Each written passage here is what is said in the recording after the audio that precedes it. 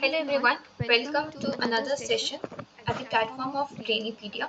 So this is your educator Ajila Thara, and today we are going to discuss with some of the basic concepts of the chapter Cell the Unit of Life. Okay, so starting with the chapter, first of all there are some basic data that I let you know. Uh, See, from the exam perspective, we have some few points that we need to remember about the some scientist. Okay, so first the scientist that comes into picture is Robert Hooke. Okay, if you are talking about Robert Hooke के बारे में बात करते हैं तो उन्होंने क्या देखा, सबसे पहले उन्होंने क्या ऑब्जर्व किया, एक honeycomb like structure observe किया. He observed a honeycomb like structure, और ये क्या था, it was a dead cell. ठीक है, तो उन्होंने ये डेड सेल कहाँ पर देखा, ही ऑब्जर्व्ड इट इन प्लांट्स में उन्होंने ये डेड सेल को देखा. एंड ये कोई और सेल नहीं था बट इट वाज कॉक, जिसका दूसरा नाम है शोले. जब हम एनाटॉमी पढ़ते हैं तो we know the name that it is known by the name as phellem. Okay, अब यहाँ पर I have a question for you guys कि मुझे बताइए that this phellem is a product of, किसका प्रोडक्ट है, क्या ये री डिफरेंशिएशन का प्रोडक्ट है, whether it is a product of differentiation और whether it is a product of dedifferentiation. Okay, ठीक है, इसका आंसर मुझे बताएंगे और मुझे बताएंगे कि फिल्म को बनाया किसने. ठीक है, इसके अलावा आप मुझे ये बताएंगे कि it is a permanent tissue, क्या ये परमानेंट टिश्यू है, क्या ये मेरिस्टेमेटिक टिश्यू है. एंड जो भी होगा आप मुझे ये बताएंगे कि if it is a permanent tissue तो क्या ये प्राइमरी परमानेंट टिश्यू है या सेकेंडरी परमानेंट टिश्यू है, या ये प्राइमरी मेरिस्टेमेटिक टिश्यू है या सेकेंडरी मेरिस्टेमेटिक टिश्यू है. ओके, सो आई होप इस ओके, सो आई होप कि इसका जो है आप आंसर जो है फाइंड आउट करेंगे एंड आई एम अज्यूमिंग कि you might be knowing the answer. Okay okay, so moving towards the chapter ahead, robot hook ने सबसे पहले डेड सेल ऑब्जर्व किया. उसके बाद हम बात करते हैं एंटन वॉन ल्यूवेनहॉक. ओके, एंटन वॉन ल्यूवेनहॉक के बारे में बात करते हैं.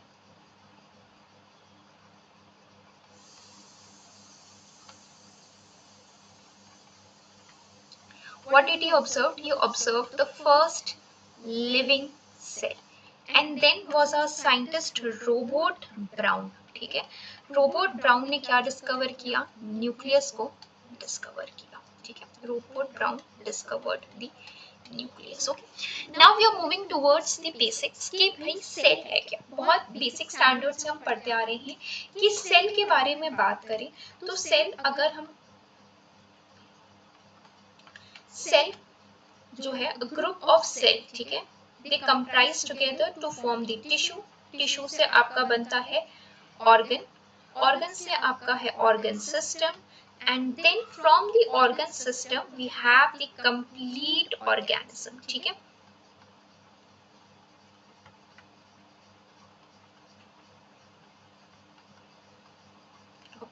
अब अगर हम इस सेल के बारे में भी बात कर रहे हैं, so this cell could be unicellular. Unicellular का मतलब क्या है, सिंगल सेल से मिलके बना होगा, सिंगल सेल का होगा, या ये क्या हो सकता है, मल्टी सेलुलर भी हो सकता है. ओके, नाउ जो पॉइंट हमारी एनसीईआरटी कहती है कि it is not that if a cell is made up of single cell, तो ऐसा नहीं है कि वो सेल कोई भी फंक्शनैलिटी इसको परफॉर्म नहीं कर सकता. There are two statements which are given that yes it is capable of independent existence. The cell which is made up of a single cell, it has its own existence, खुद का existence है, independent existence है. और दूसरा point ये कहती है कि वो सारी फंक्शनैलिटीज को परफॉर्म करने के लिए केपेबल है. ओके, नेक्स्ट इसके बाद ये जो हमारे पॉइंट्स जो है वो कवर हुए. नेक्स्ट अगर हम बात करते हैं तो हमने बात की सेल थ्योरी की. ठीक है, सेल थ्योरी के बारे में अगर हम बात करते हैं तो cell theory was given by Schleiden and Schwann.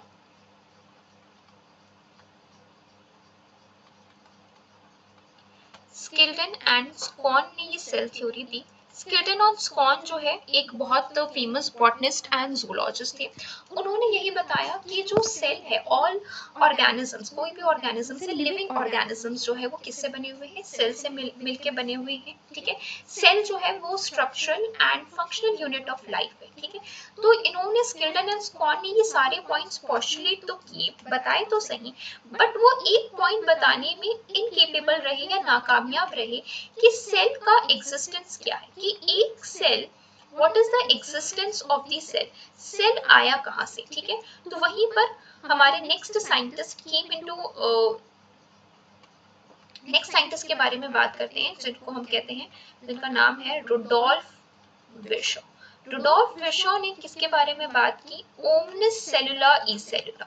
तो मेजर कंट्रीब्यूशन सेल थ्योरी में इनका रहा है। ठीक है, ओमनिस सेलुला ई सेलुला के बारे में बात करते हैं। उन्होंने क्या कहा कि यही जो स्किल्टन एंड स्कॉन बताने में केपेबल नहीं रहे कि सेल आया कहाँ से, एक सेल कब किसकी वजह से आया, तो रुडोल्फ विर्शो ने कहा कि एक सेल जो है वो किसका नतीजा है, is the byproduct of its preexisting cell. Okay, so that is the meaning of omnis cellula e cellula. Now we are moving towards, अब जो है हम मेन पॉइंट के बारे में बात कर रहे हैं, that is prokaryotic cell and eukaryotic cell. There are other datas also जिसके बारे में हमको ध्यान रखना है। ओके, सम डेटा है, कुछ डेटास ऐसे हैं कि अगर हम बात करें लॉन्गेस्ट सेल के बारे में, तो आपको पता है लॉन्गेस्ट सेल कौन सा है, it is the nerve cell. ठीक है, उसके बाद अगर हम बात कर रहे हैं लार्जेस्ट सेल के बारे में, तो NCERT write it as ostrich के एग सेल के बारे में बात करते हैं।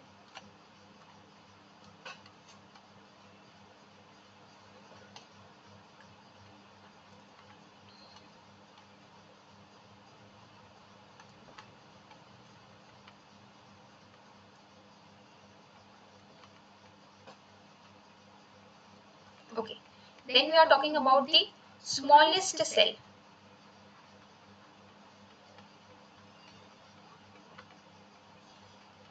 स्मॉलेस्ट सेल के बारे में बात करते हैं, तो इट इज माइकोप्लाज्मा, जिसको हम क्या कहते हैं, we call it as PPLO, और they are known by the name jokers of the plant kingdom. हम इसको आगे पढ़ने वाले हैं। ठीक है, jokers of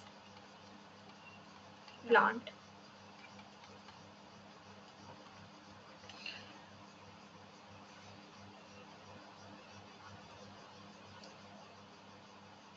okay, now we are moving towards, जो हम बेसिकली इस चैप्टर में पढ़ने वाले हैं, we are going to deal towards prokaryotic cell and eukaryotic cell. Okay, so what do you mean by prokaryotic cell and eukaryotic cell है क्या। ठीक है, उसके बारे में डिफरेंस हम देखेंगे कि exactly what is prokaryotic cell and what is eukaryotic cell.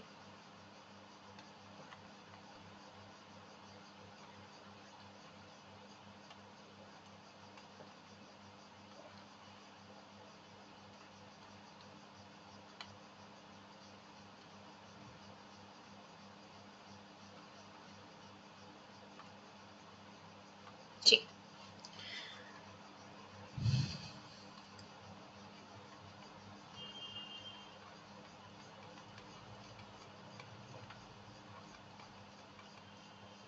here we have the prokaryotic cell and then we have the eukaryotic cell. ये ऐसा पॉइंट है जो हम बचपन से भी we are studying it from the basic 9th standard से हम प्रोकैरियोटिक सेल और यूकैरियोटिक सेल के बारे में बात करते आ रहे हैं। जो मेन डिफरेंस हम सबको पता है, it is about the nucleus. Okay,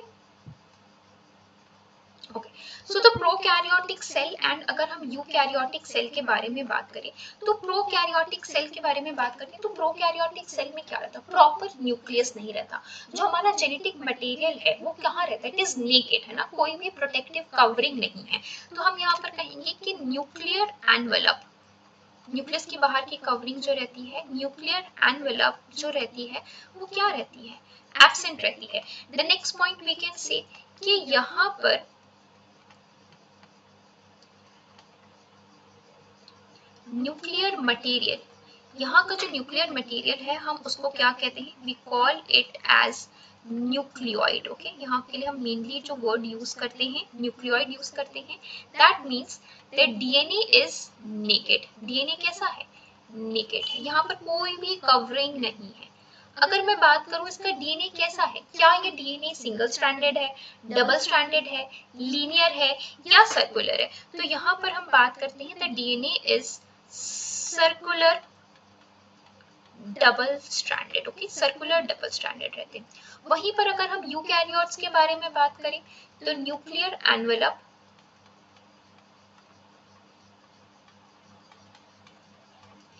present है। डीएनए के बारे में बात करते हैं तो डीएनए किससे, डीएनए कवर्ड है किससे, न्यूक्लियस से। डीएनए कैसा है, यहाँ पर भी अगर हम बात करेंगे तो ये डबल स्ट्रैंडेड है बट कैसा है, लीनियर है। यहाँ पर अगर हम देखेंगे if we are talking about the DNA of this, okay, of the prokaryotic cell, ठीक है, तो ये जो डीएनए है it is rich in GC, ठीक है, ग्वानिन और साइटोसिन बहुत ज्यादा रहते हैं, जबकि यूकैरियोटिक सेल जो रहता है उसमें जो रहता है एडेनिन और थाइमिन कंटेंट ज्यादा रहता है। आई होप ये क्लियर है। इसके अलावा आपको पता है जब हम इनहेरिटेंस पढ़ते हैं तो DNA is a negatively charge. अब डीएनए नेगेटिवली चार्ज क्यों है, no doubt you study in biomolecules, है ना, डीएनए नेगेटिवली चार्ज क्यों है, why, because of the presence of phosphate. Phosphate group की होने की वजह से डीएनए कैसा है, नेगेटिवली चार्ज है। इसको स्टेबलाइज करने के लिए हमारे पास पॉजिटिवली चार्ज प्रोटीन्स रहते हैं, ठीक है, पॉजिटिवली चार्ज प्रोटीन्स। ये डीएनए किसके अराउंड रैप्ड रहता है, ये पॉजिटिवली चार्ज प्रोटीन्स के अराउंड रैप्ड रहता है, जिसको हम क्या कहते हैं, हिस्टोन्स कहते हैं, हिस्टोन प्रोटीन, ठीक है। व्हेन हम जब हम 12th में पढ़ते हैं तो हम देखते हैं कि हमारा डीएनए है, ये हिस्टोन है और इसके अराउंड मेरा क्या है, डीएनए जो है वो क्या होके रखा है, रैप्ड होके रखा है। तो these are known as the histone proteins, ठीक है, ठीक है। तो हिस्टोन प्रोटीन्स कहाँ पर प्रेजेंट है, आपके histone proteins are present in the prokaryotes, sorry eukaryotes. But अब वहीं पर अगर हम बात करते हैं तो यही हिस्टोन प्रोटीन्स जो रहते हैं वो क्या रहते हैं, एब्सेंट रहते हैं। These histone proteins are absent in what, in prokaryotes. Instead of this histone protein we have another proteins that are known as polyamines, okay, so instead of histones, histones के बदले क्या प्रेजेंट रहते हैं, instead of histones prokaryotes में क्या present रहता है, पॉलीअमीन्स जो रहते हैं वो प्रेजेंट रहता है। Polyamines are present, this is an extra point, ठीक है, ये एक एक्स्ट्रा पॉइंट था जो मैंने बताया, ठीक है। नेक्स्ट डिफरेंस के बारे में बात करते हैं। आपको पता ही है कि प्रोकैरियोटिक की साइज कैसी होगी, कंपैरेटिवली स्मॉल होगी, और यहाँ पर आपकी साइज कैसी होगी, कंपैरेटिवली लार्ज होगी। Next we are talking about the cell wall, ठीक है। नेक्स्ट किसके बारे में बात कर रही है, सेल वॉल के बारे में बात कर रही है। देखिए जब भी आप प्रोकैरियोटिक सेल सुने तो प्रोकैरियोटिक सेल से आपको क्या याद आना चाहिए, इट्स ऑल बैक्टीरिया, सारे भी जो बैक्टीरिया है वो आपके प्रोकैरियोट में आते हैं।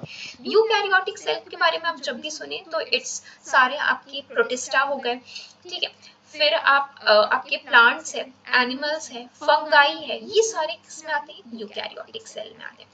द बेसिक डिफरेंस आपको पता होना चाहिए कि सबसे बाहर जो रहता है सेल के बाहर प्लाज्मा मेम्ब्रेन, प्लाज्मा मेम्ब्रेन सभी ऑर्गेनिजम्स में प्रेजेंट है, ठीक है। प्लाज्मा मेम्ब्रेन के बाहर एक और लेयर रहती है जिसको हम क्या कहते हैं, सेल वॉल कहते हैं, ठीक है। प्लाज्मा मेम्ब्रेन के बाहर एक और लेयर रहती है जिसको हम कहते हैं सेल वॉल। ये सेल वॉल कुछ ऑर्गेनिजम्स में प्रेजेंट है, यानी कुछ सेल में होती है, कुछ में नहीं होती है। बहुत प्रोमिनेंट एग्जांपल है कि प्लांट के पास क्या सेल वॉल प्रेजेंट है, यस प्रेजेंट है। एनिमल्स के पास क्या सेल वॉल प्रेजेंट है, नहीं प्रेजेंट है, ठीक है। तो अगर मैं एनिमल सेल की सबसे बाहर की लेयर के बारे में बात करूंगी तो वो कौन सी होगी, प्लाज्मा मेम्ब्रेन होगी या सेल मेम्ब्रेन होगी, ठीक है। वहीं पर अगर मैं प्रोकैरियोटिक सेल यानी बैक्टीरिया के बारे में बात करूं तो does it have a cell wall, yes it has a cell wall and it is made up of peptidoglycan. किससे बनी हुई है, पेप्टिडोग्लाइकन। अब पेप्टिडोग्लाइकन का मतलब क्या होता है, देखिए पेप्टिडोग्लाइकन, पेप्टाइड का मतलब पेप्टिडो का मतलब पेप्टाइड के बारे में बात की जा रही है। पेप्टाइड मींस अमीनो एसिड के बारे में, प्लस ग्लाइकन यानी किसके बारे में बात की जा रही है, पॉलीसैकेराइड्स के बारे में यानी शुगर के बारे में बात की जा रही है। यहाँ पर भी जो हमारा शुगर है it is NAG plus NAM. Okay, the full form of NAG is, NAG के बारे में बात करते हैं तो NAG is N acetyl glucosamine, और वहीं पर नैम के बारे में बात करते हैं तो it is N acetyl muramic acid.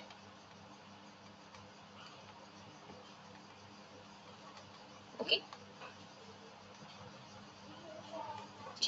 इसी पेप्टिडोग्लाइकन का दूसरा वर्ड है, दूसरा नाम है, इसको हम क्या कहते हैं, म्यूरिन भी कहते हैं। ठीक है, तो एक पॉइंट जो आपको याद रखना है कि अगर हम जब बायोलॉजिकल क्लासिफिकेशन पढ़ते हैं तो we have eubacteria and archaebacteria। eubacteria में जो हमारी सेल वॉल रहती है it is made up of murin। वहीं पर archaebacteria में if I am to talk about in archaebacteria में तो मेरी जो सेल वॉल है ना, the cell wall is made up of what, the cell wall is made up of pseudomurin, है ना। यहीं पर अगर मैं लिखना चाहूँ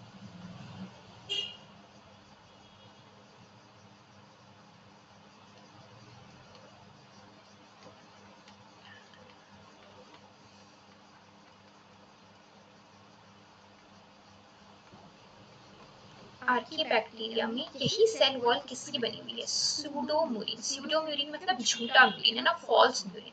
अभी जब हम बायोलॉजिकल क्लासिफिकेशन पढ़ेंगे तो हम डिटेल में पढ़ेंगे कि ये सूडोम्यूरिन है क्या। ठीक है, now we are moving towards the cell wall of the eukaryote. ठीक है, यूकैरियोट के सेल वॉल में सबसे पहले हम बात करते हैं, हमारे आते हैं प्रोटिस्ट। प्रोटिस्ट का मतलब क्या होते हैं, ये कैसे हैं, they are unicellular eukaryotes. Monera हमारे हैं, then we have protist. Protist में आपके यूनिसेलुलर यूकैरियोट्स आते हैं। इसमें अगर आपको याद होगा हम बायोलॉजिकल क्लासिफिकेशन में पढ़ते हैं, we have diatoms, we have dinoflagellates, उसके अलावा हमारे पास क्या रहते हैं, यूग्लिनॉइड्स। ओके,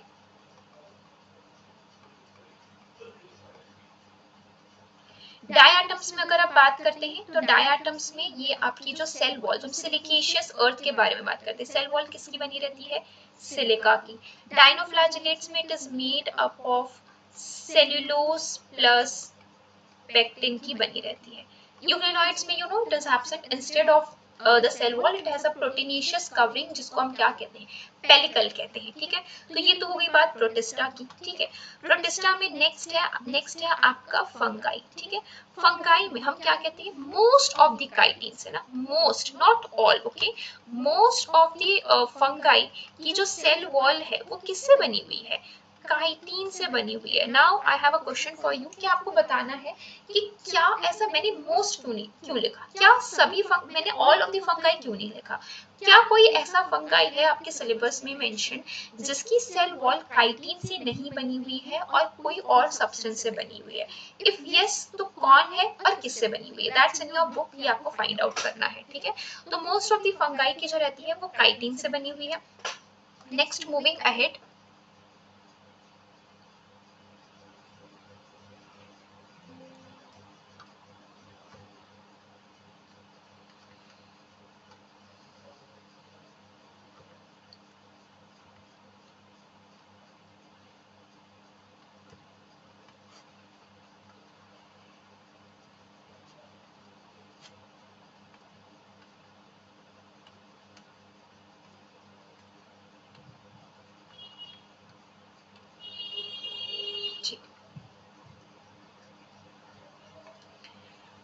नाउ हमने फंगाई के बारे में बात की। Now we are moving towards, अगर हम बात करें तो आपको अगर मैं पूछूं तो एनिमल्स में, यस, एनिमल्स में क्या सेल वॉल प्रेजेंट है, नो, एनिमल्स में सेल वॉल जो रहती है वो क्या रहती है, एब्सेंट रहती है।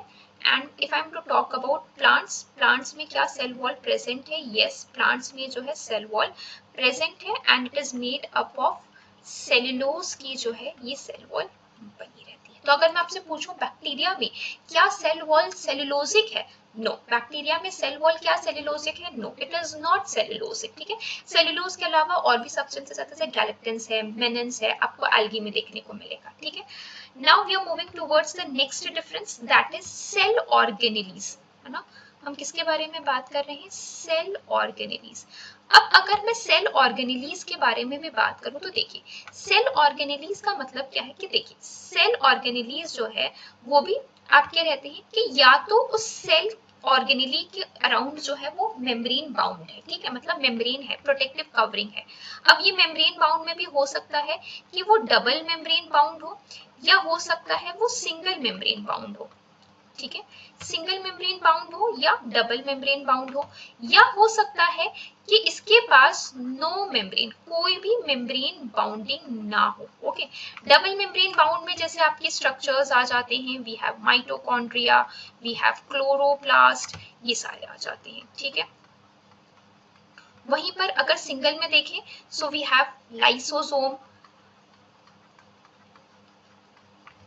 वैक्यूल, ER, गोल्गाई, ये सब आपके सिंगल मेम्ब्रेन में आ जाते हैं, ठीक है।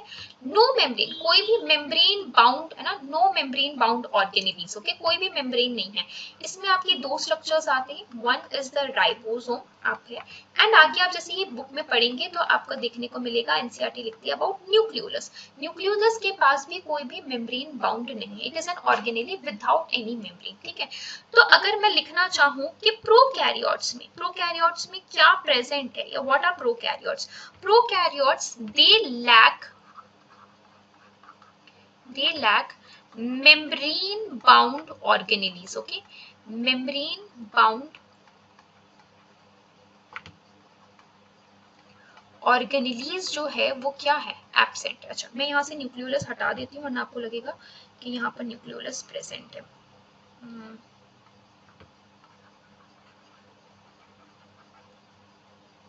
ठीक है, मेम्ब्रेन बाउंड ऑर्गेनेलीज जो रहते हैं वो क्या रहते हैं, एब्सेंट रहते हैं। नॉन मेम्ब्रेन बाउंड ऑर्गेनेलीज जो है वो क्या रहेंगे, प्रेजेंट रहेंगे। तो इसका मतलब क्या हुआ कि यहाँ पर क्या प्रेजेंट है, if I am to write what is present here, it has, क्या इसके पास माइटोकॉन्ड्रिया होंगे, क्लोरोप्लास्ट होंगे, लाइसोसोम होंगे, वैक्यूल्स होंगे, no, it would not be present. क्या इसके पास राइबोसोम प्रेजेंट होगा, यस, ओनली और ओनली ऐसा ऑर्गेनेली है जो इसके पास प्रेजेंट रहता है। अगर हम बात करें तो ये कैसा रहता है, 70S राइबोसोम रहता है, ठीक है। अब ये 70S राइबोसोम क्या होता है, हम और फर्दर क्लासेस में वी विल सी, ओके। यहाँ पर आपके सारे membrane bound and non membrane, है ना, membrane and non membrane bound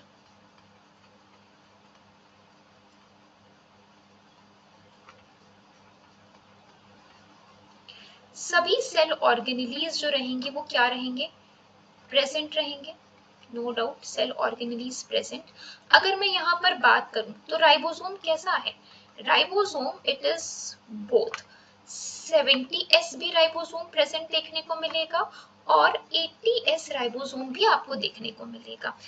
Now the question for you is कि 70S राइबोसोम कहाँ पर प्रेजेंट है, 80S राइबोसोम कहाँ पर प्रेजेंट है। Just give yourself few seconds और मुझे बताइए कि 70S राइबोसोम कहाँ पर प्रेजेंट है और 80S राइबोसोम कहाँ पर प्रेजेंट है।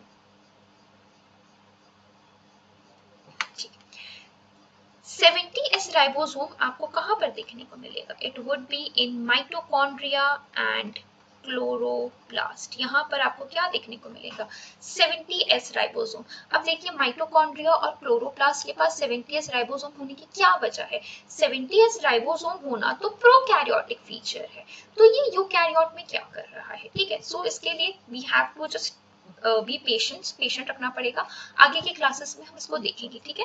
माइटोकॉन्ड्रिया एंड क्लोरोप्लास्ट हम इसके लिए हम पढ़ते हैं एंडोसिम्बायोटिक थ्योरी जो इस पॉइंट को प्रूव करता है, ठीक है। नाउ ओके, सो ये हमारा एक पॉइंट था। Now moving towards the next point, अगर हम बात करें प्लाज्मा मेम्ब्रेन के बारे में, ठीक है, प्लाज्मा मेम्ब्रेन जिसको आप the other point other name is the cell membrane, okay. Plasma membrane और the cell membrane. Now what happens in prokaryotes, ये प्लाज्मा मेम्ब्रेन जो है वो क्या हो जाती है, इनवैजिनेट हो जाती है, अंदर की तरफ इनवैजिनेट होके कुछ ऐसे काइंड ऑफ स्ट्रक्चर्स बनाती है। इस फॉर्म में भी रह सकते हैं, इस फॉर्म में भी वो स्ट्रक्चर्स रह सकते हैं, ठीक है।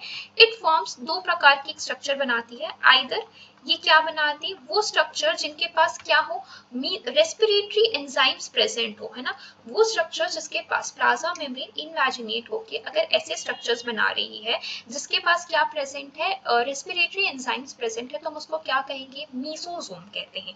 वहीं पर अगर वो उसके पास क्या है, फोटोसिंथेटिक एंजाइम्स है, तो आप उसको क्या कहेंगे, क्रोमैटोफोर कहेंगे। What you will call it as chromatophore. So the plasma membrane invaginates to form mesosome और chromatophore. Mesosome का one of the function is respiration, ठीक है, respiration में ये मदद करता है। अगर मैं यहाँ पर respiration के बारे में बात करूँ तो कौन कर रहा है, माइटोकॉन्ड्रिया, ओके। यूकैरियोट में कौन कर रहा है रेस्पिरेशन का काम, माइटोकॉन्ड्रिया। फोटोसिंथेसिस का काम कौन कर रहा है, क्लोरोप्लास्ट कर रहा है, ठीक है। जबकि आप देखेंगे यहाँ पर फोटोसिंथेसिस का काम कौन कर रहा है, क्रोमैटोफोर करने का, यहाँ पर कुछ आप there are what you say photosynthetic bacteria जिसमें क्या प्रेजेंट होंगे, क्रोमैटोफोर्स प्रेजेंट होंगे, and no doubt they would be responsible for what, for photosynthesis, ठीक है, फोटोसिंथेटिक अपैरेटस का काम करेंगे, ठीक है। यहाँ पर भी यूकैरियोट्स में भी प्लाज्मा मेम्ब्रेन प्रेजेंट रहती है, बट एज सच कोई इनवैजिनेशंस नहीं रहते हैं।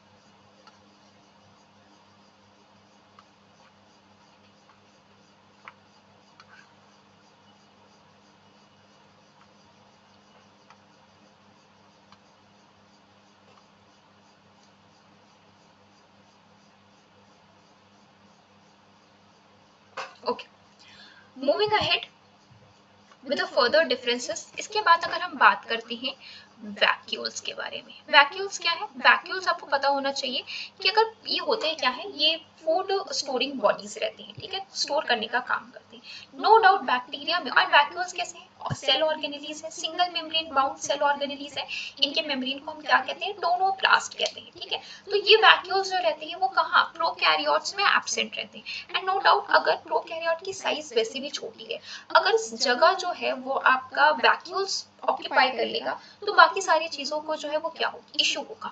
तो वैक्यूल्स अगर हम मेनली बात करते हैं तो सैप वैक्यूल्स है ना, सैप वैक्यूल्स जो रहते हैं वो क्या रहते हैं, एब्सेंट रहते हैं। बट गैस वैक्यूल्स है ना, कुछ ऐसे बैक्टीरियाज रहते हैं जिसमें क्या रहता है, गैस वैक्यूल्स प्रेजेंट रहते हैं, और ये गैस वैक्यूल्स क्या करते हैं, बुयांसी प्रोवाइड करने का काम करते हैं, ओके।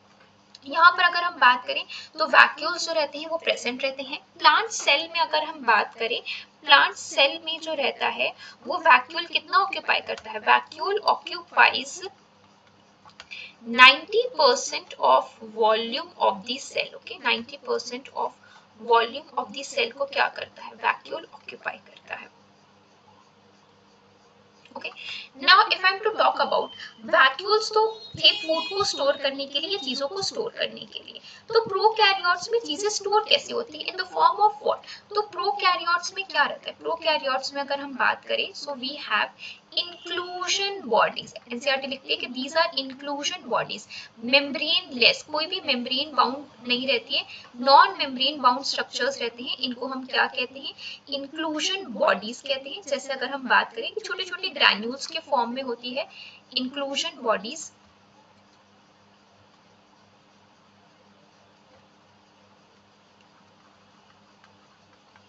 इंक्लूजन बॉडीज ये क्या करती है, स्टोर करने का काम करती है फूड को। They form in the form of cyanophycean granules, glycogen granules, phosphate granules, इस फॉर्म में होती है और क्या करती है, फूड को स्टोर करने का काम करती है, जगह भी कम ऑक्यूपाई करती है। Okay, next we are moving, okay हमारा राइबोसोम हो गया, photosynthetic apparatus we are done.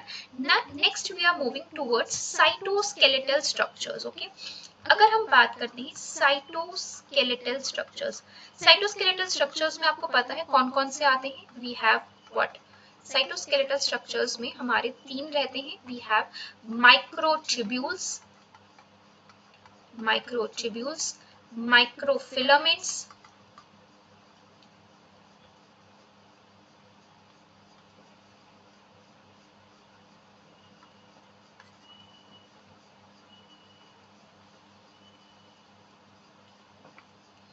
microtubules,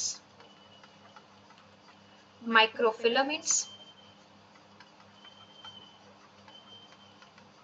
and we have intermediate filaments। ठीक है, इनका अपना अपना रोल है, we would be dealing in the further classes। intermediate filaments, ठीक है, ये सारे स्ट्रक्चर्स जो रहते हैं वो क्या रहते हैं, एब्सेंट रहते हैं, जबकि यूकैरियोट्स में बात करें so these all structures are present. ठीक है, नेक्स्ट हम जिसके बारे में बात करने वाले हैं बहुत इंपॉर्टेंट है, it is flagella. Okay, flagella के बारे में बात करते हैं तो ये फ्लैजेला जो है, ठीक है, very very important, it is made up of flagellin protein. Prokaryotes में ये जो है फ्लैजेला किससे बना हुआ है, फ्लैजेलिन प्रोटीन से बना हुआ है। स्ट्रक्चर में हम बात करें तो सिंपल रहता है, ठीक है, और यहाँ पर 9+2 अरेंजमेंट जो रहता है ना, कोई भी 9+2 अरेंजमेंट नहीं रहता। अगर आपको याद होगा ये 9+2 अरेंजमेंट क्या था, किसका अरेंजमेंट था, माइक्रोट्यूब्यूल्स का ही तो अरेंजमेंट था। अब when there are no microtubules तो 9+2 अरेंजमेंट की तो बात ही नहीं आती। तो यहाँ पर ये बहुत इंपॉर्टेंट पॉइंट था। जबकि हम यूकैरियोटिक फ्लैजेला के बारे में बात करते हैं तो थोड़ा सा कॉम्प्लेक्स रहता है, इसमें जो प्रोटीन रहता है वो किससे बना रहता है, ट्यूबुलिन प्रोटीन से बना रहता है। It is made up of tubulin protein। क्या यहाँ पर 9+2 अरेंजमेंट रहता है, यस, 9+2 अरेंजमेंट इज प्रेजेंट। ठीक है, 9+2 अरेंजमेंट आपको देखने को मिलेगा, वेरी वेरी इंपॉर्टेंट पॉइंट, ये पॉइंट आपको भूलना नहीं है। ठीक है, नेक्स्ट अगर हम बात करते हैं सेक्सुअलिटी के बारे में, यहाँ पर जो रहता है true sexual reproduction, true sexual reproduction जो रहता है वो क्या रहता है, एब्सेंट रहता है ना, या हम इसको पैरासेक्सुअलिटी भी कहते हैं। ठीक है, या इसको आप कहोगे सूडो सेक्सुअलिटी, झूठा सेक्सुअलिटी। मतलब क्या मतलब हो रहा है कि यहाँ पर ट्रू सेक्सुअल रिप्रोडक्शन हम कह रहे हैं बट ट्रू नहीं कह रहे। व्हाट इज द रीजन, क्योंकि यहाँ पर कोई भी गैमेट्स का फॉर्मेशन नहीं हो रहा है, कोई भी जाइगोट का गैमेट्स का फॉर्मेशन नहीं हो रहा। Okay, it results into the no formation of gametes का कोई भी फॉर्मेशन नहीं होता है। ठीक है, यहाँ पर कोई गैमेट्स का फॉर्मेशन नहीं होगा तो नो डाउट कोई भी जाइगोट नहीं बनेगा। ठीक है, अब यहाँ पर अगर मैं सेक्सुअल रिप्रोडक्शन के बारे में बात करूं तो व्हाट इट इज, आपको पता ही है, we have transformation, transduction and we have conjugation. ये तीन मोड्स ऑफ सेक्सुअल रिप्रोडक्शन है। ठीक है, conjugation हम यहाँ पर क्यों कह रहे हैं true sexual reproduction absent, why we are calling it as, because of no formation of gametes, कोई भी गैमेट्स यहाँ नहीं बन रहे हैं। ओके, अब अगर मैं आपको एक अलग से स्लाइड में बताऊं कि भाई क्या है, अगर बैक्टीरिया के लिए रिप्रोडक्शन क्या है, इट्स जस्ट कि वो बाहर से, ठीक है, एनवायरनमेंट से क्या करे, डीएनए को अपटेक कर ले, उसी को ही हम क्या कह रहे हैं, सेक्सुअल रिप्रोडक्शन कह रहे हैं, किसी भी फॉर्म में, चाहे वो ट्रांसफॉर्मेशन के फॉर्म में हो, ट्रांसडक्शन हम मेनली देखते हैं बैक्टीरियोफाज के थ्रू होता है। बैक्टीरियोफाज एक वायरस है जो किसको इन्फेक्ट करता है, बैक्टीरिया को इन्फेक्ट करता है। बैक्टीरियोफाज क्या करता है, अपना जो डीएनए है वो किसके अंदर डालता है, बैक्टीरिया के अंदर डाल रहा है। तो क्या होगा, बाहर के एनवायरनमेंट से किसी ऑर्गेनिज्म के थ्रू या बिना किसी ऑर्गेनिज्म का इन्वॉल्वमेंट हुए उसने क्या कर लिया, डीएनए को अपडेट कर लिया। So it is as simple as that, transformation, transduction and conjugation का मतलब है सिर्फ और सिर्फ वो क्या कर रहा है, डीएनए को अपडेट कर रहा है, जेनेटिक मटेरियल का एक्सचेंज हो रहा है, ठीक है। जबकि हम यहाँ पर बात करते हैं तो आपको पता है ट्रू सेक्सुअल रिप्रोडक्शन जो रहेगा वो क्या रहेगा, प्रेजेंट रहेगा। Okay. Next we are moving towards the structures of plasmids and villi. Plasmids and villi के बारे में बात करते हैं। तो plasmids and villi, plasmids आपको पता है एक्स्ट्रा क्रोमोसोमल मटेरियल रहता है। प्लाज्मिड्स एंड पिलाई, पिलाई किसके लिए रहता है, कॉन्जुगेशन में ये सेक्स पिलाई ट्यूब के फॉर्म में बनता है और क्या करता है, जेनेटिक मटेरियल का एक्सचेंज कराने में मदद करता है। तो यहाँ पर प्लाज्मिड्स एंड पिलाई जो रहता है वो प्रेजेंट रहता है। जबकि हम बात कर रहे हैं आपके यूकैरियोट में, वेरी इंपॉर्टेंट, पिलाई पूछा जाएगा, अगर मैं आपसे पूछूं pili are present in eukaryotic cell, your answer should be no. Pili are prominent feature या pili are present in prokaryotic cells, okay, not in eukaryotic cells, okay. Now next we are moving towards the cell cycle, okay. Cell cycle के बारे में बात करें तो cell cycle जो है यहाँ पर इसका जो ड्यूरेशन जो रहता है वो बहुत छोटा रहता है, अराउंड 20 to 60 मिनट्स में हो जाता है। और यहाँ पर सेल साइकिल का जो ड्यूरेशन जो रहता है बहुत ज्यादा लंबा रहता है, ओके, इट्स वेरी लॉन्ग, 12 से 24 घंटे भी हो सकता है या उससे ज्यादा भी हो सकता है, डिपेंडिंग ऑन दी स्पीशीज और depending on the cell, okay, long 12 to 24 hours. यहाँ पर अगर हम बात कर रहे हैं तो यहाँ पर एक वर्ड आता है एमाइटोसिस। बैक्टीरिया में यू विल ऑब्जर्व कि एमाइटोसिस होता है। एमाइटोसिस का मतलब क्या होता है कि स्पिंडल फाइबर, स्पिंडल फाइबर क्या करते हैं, आप अगर आप देख रहे हैं तो आपके क्रोमोसोम्स को या आपके मेनली अगर मैं कहूँ तो आपके क्रोमैटिड्स को क्या करते हैं, अपोजिट पोल्स पे लेके जाने का काम करते हैं, ठीक है, ये सेग्रीगेशन में मदद करते हैं। तो एमाइटोसिस का मतलब क्या है कि नो स्पिंडल फाइबर फॉर्मेशन है ना, कोई भी स्पिंडल फाइबर का फॉर्मेशन नहीं होता है।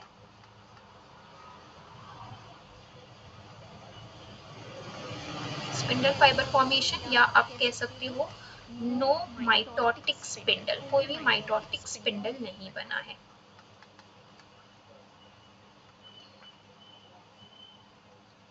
जबकि यहाँ पर ऐसा कुछ नहीं है, आपको माइटोसिस देखने को मिलता है और प्रॉपर आपको मियोसिस भी देखने को मिलता है। Okay. Now one another important point is centriole, ठीक है, यही सेंट्रियोल जो रहता है इन फाइबर्स को बनाने में इम्पॉर्टेंट रहता है, इसका अपना रोल रहता है। तो सेंट्रियोल जो रहता है ऑब्वियसली बात है, अब जब यहाँ पर आपके बन ही नहीं रहा है माइटोटिक स्पिंडल तो सेंट्रियोल जो रहता है वो क्या रहता है, एब्सेंट रहता है। जबकि मैं यूकैरियोट्स में बात करूँ तो प्लांट्स में ये सेंट्रियोल क्या रहता है, एब्सेंट रहता है, ठीक है। वहीं पर एनिमल्स में क्या रहता है, एनिमल्स में this centriole is present. Next जो है हम बहुत कॉमन एग्जांपल्स के बारे में बात कर रहे हैं। एग्जांपल्स में आपके क्या आ जा रहे हैं, you have your mycoplasma, you have cyanobacteria जिसको आप ब्लू ग्रीन एल्गे नाम से जानते हैं, okay. Then one more example, actinomycetes। सुन के लगता है कि ये आपका फंगाई है, but no, it is a prokaryote, ठीक है। यहाँ पर आपके बात करेंगे तो सारे प्रोटिस्टा जितने भी आ रहे हैं, आपकी फंगाई, आपके प्लांट्स, आपके एनिमल्स, सारे के सारे जो है वो आपके किस में आ रहे हैं, प्लांट्स और आपके animals, all are coming in your eukaryotic cell, okay. So this was all about the difference between prokaryotic cell and eukaryotic cell. Just take yourself a minute and go through this once more. एक बार आप सोचिए, एक बार इसको ध्यान से पढ़िए, revise कीजिए अपने दिमाग में, then we'll continue with the class, okay.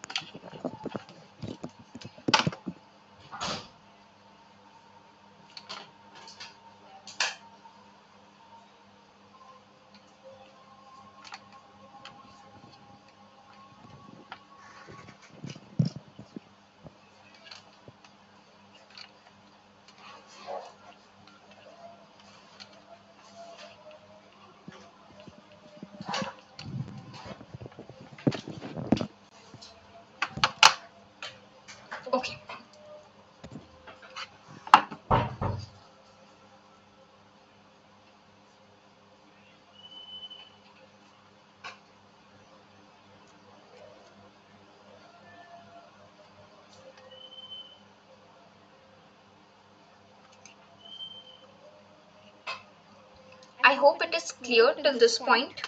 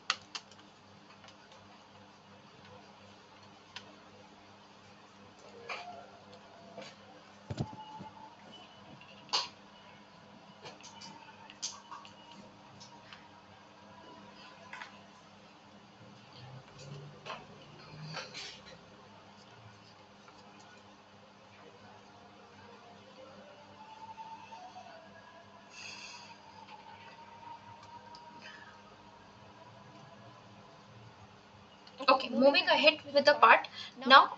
Now we would be drawing a prokaryotic cell. ठीक है, हम prokaryotic cell बनाएंगे और जो भी हम whatever we have studied throughout the differences, ठीक है, हम उसको जो है we'll try to figure it out with a diagram. ठीक है, एक diagram से जो है it's more than sufficient to understand a prokaryotic cell. Okay.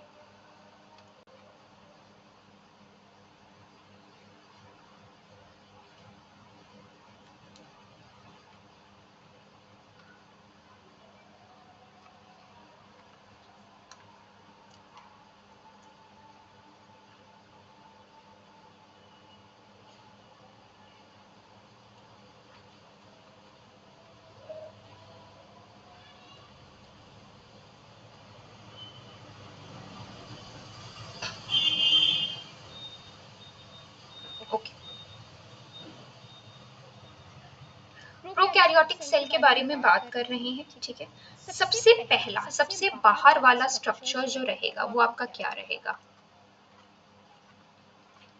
Outer most structure. आपको क्या लगता है व्हाट इट शुड बी? क्या इसका outermost structure cell wall होना चाहिए या सेल मेम्ब्रेन होना चाहिए? What it should be? No doubt it should be cell wall. किसकी बनी होती है cell wall? It is made up of peptidoglycan. Peptidoglycan की बनी रहती है. ये जो बाहर वाला जो मैं स्ट्रक्चर बना रही हूँ ये क्या है? This is your none other than, ये आपका क्या है? It is cell wall. ठीक है, ये आपका क्या है? Cell wall. आपको पता ही है ये किससे बना हुआ है? ये आपका it is made up of what? It is made up of peptidoglycan. Okay, the next structure जो है ये आपका जो है अगर हम बात करें so this is your plasma. Okay, 1 minute. Okay, just a correction, sorry.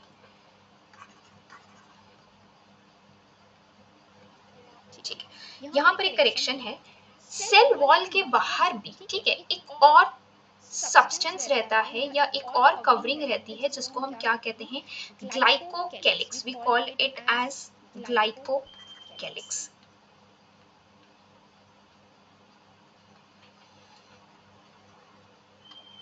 Glycocalyx. अब ये ग्लाइकोकैलिक्स जो है it could be a tough structure. या तो ये टफ हो सकती है, रिजिड हो सकती है. अगर ये रिजिड है तो we are calling it as capsule.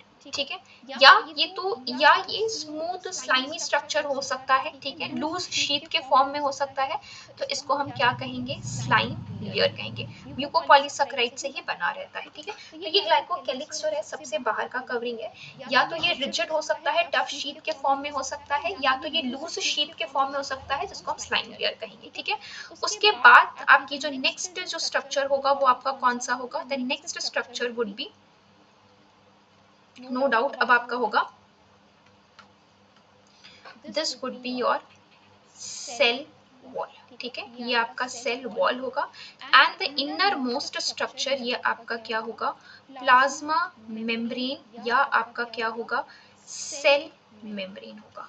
These together three, this one and this second and this third. Okay, 1 +2 +3. Okay, these three together combine to form what? They form together the cell envelope. Okay, and this cell envelope has three distinctive units. Okay, but they together come to form एक साथ मिलके ये क्या काम करते हैं? Protection का काम करते हैं. सबका अपना अपना काम है, बट एक साथ मिलके ये क्या कहलाते हैं? सेल एनवलप कहलाते हैं. ठीक है, नेक्स्ट मूविंग अहेड.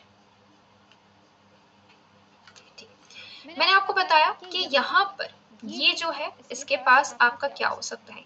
इनवैजिनेशन हो सकता है, प्लाज्मा मेम्ब्रेन इनवैजिनेट हो जाए और इसके पास क्या हो? रेस्पिरेटरी स्ट्रक्चर्स हो या रेस्पिरेटरी एंजाइम्स हो, तो हम इसको क्या कहेंगे?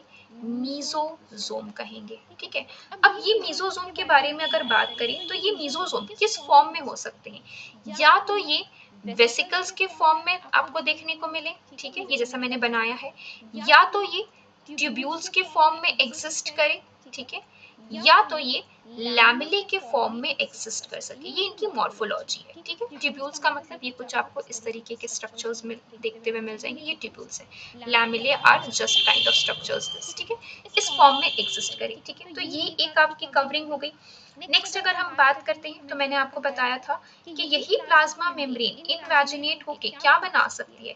It could form a structure जिसको आप क्या कह रहे हैं, जिसके पास क्या है?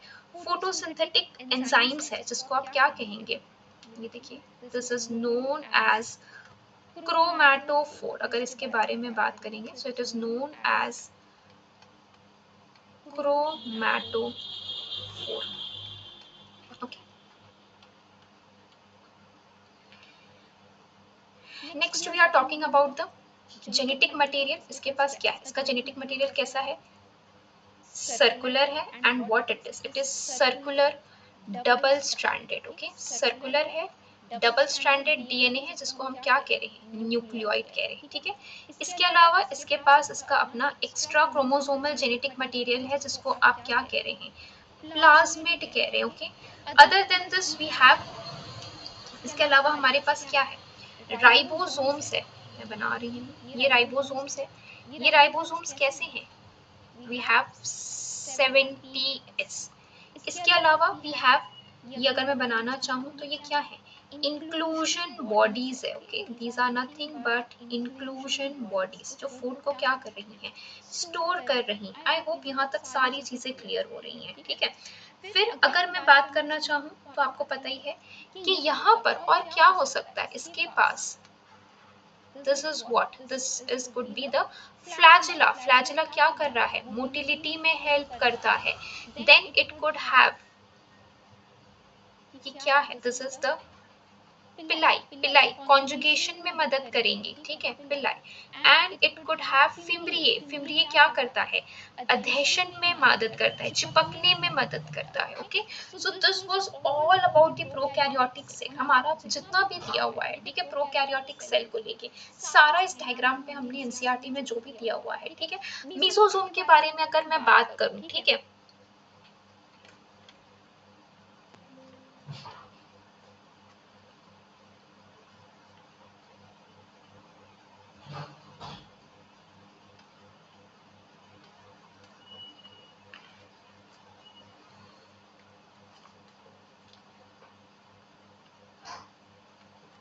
मीजोसोम के बारे में बात करें, है ना, तो क्या कहती है एनसीईआरटी? एनसीईआरटी कहती है कि मीजोसोम किस में हेल्प करता है ना?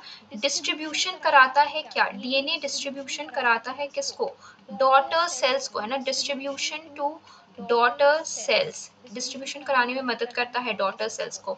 इसके अलावा ये क्या करता है? डीएनए रेप्लिकेशन में भी मदद करता है. ओके, डीएनए रेप्लिकेशन में भी हेल्प करता है. Next what it does? Cell wall formation में भी मदद करता है. सेल वॉल का फॉर्मेशन में भी हेल्प करता है. ठीक है, प्लाज्मा मेम्ब्रेन के सरफेस एरिया को क्या करता है? बढ़ाने का काम करता है, ताकि सेक्रीशन जो हो वो क्या हो?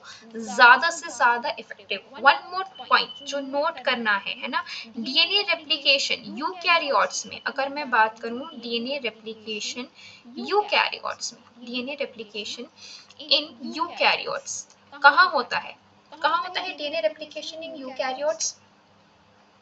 It occurs in S phase. S phase में क्या होता है, ये डीएनए रेप्लिकेशन होता है। बट वहीं पर मैं इस डीएनए रेप्लिकेशन में किस में बात करती हूँ, प्रोकैरियोट्स में बात करती हूँ। तो वेरी वेरी वेरी इंपॉर्टेंट आपका पीवाईक्यू है, ये कहाँ पर होता है, प्रायर टू फिजन। फिजन से पहले आपको देखने को मिलता है। अगर आप अपने बायोलॉजिकल क्लासिफिकेशन के चैप्टर को उठाएंगे एंड वहां पर मोनेरा के आसपास एक आपको डायग्राम बना हुआ है ऐसा करके, है ना, और आप देखेंगे वहां पर जो है फिजन स्टार्ट हो गया है, बट डीएनए रेप्लिकेशन देखिएगा हो चुका है। मतलब फिजन, दोनों सेल्स जो है वो डिवाइड करके दो अलग अलग बने, इससे पहले ही क्या हो चुका है, फिजन हो चुका है। ठीक, सॉरी, डीएनए रेप्लिकेशन जो है it has occurred. Okay, next बात करते हैं, एक और वर्ड आ रहा है पॉलीजोम और पॉलीराइबोसोम। ठीक है, पॉलीजोम और पॉलीराइबोसोम ये कब देखने को मिलता है, at the process of translation. Translation के दौरान ये आपको क्या देखने को मिलता है, पॉलीजोम या पॉलीराइबोसोम देखना है। होता क्या है, एक एमआरएनए पे, ऑन अ सिंगल एमआरएनए जब बहुत सारे राइबोसोम अटैच्ड हो जाए, so it is known as polysome और polyribosome and it is seen during the process of translation. Okay. पिलाई के बारे में बताया, पिलाई का काम क्या है, पिलाई इज फॉर कॉन्जुगेशन। फ्लैजिला, अगर बैक्टीरिया मोटाइल है तो उसके पास क्या रहेगा, फ्लैजिला प्रेजेंट रहेगा।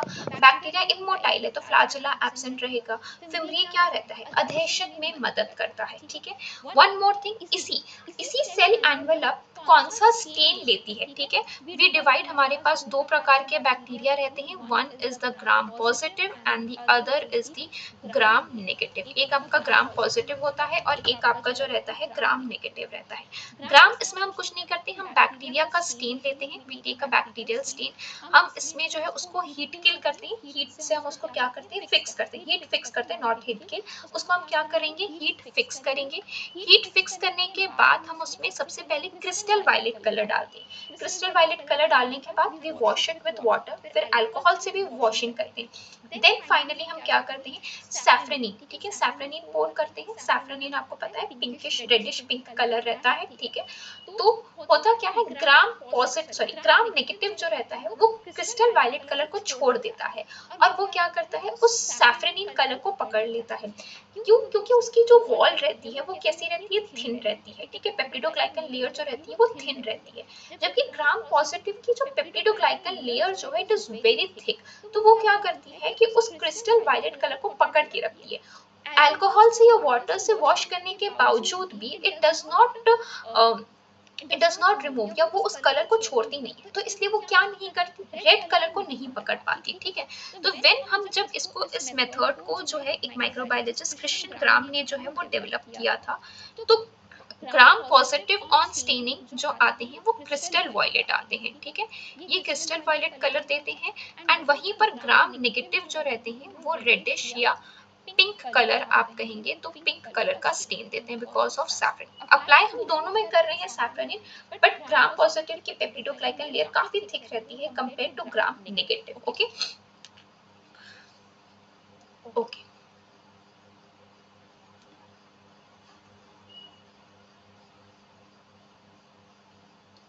Okay, so that was it for today's session. Thank you so much for watching the video. Classes अच्छी लगी होंगी तो आप वीडियो को ज़रूर लाइक करेंगे एंड और भी अपडेट्स के लिए आप इस चैनल को सब्सक्राइब कर सकते हैं and for further more courses and information like this please visit our website Brainypedia skills.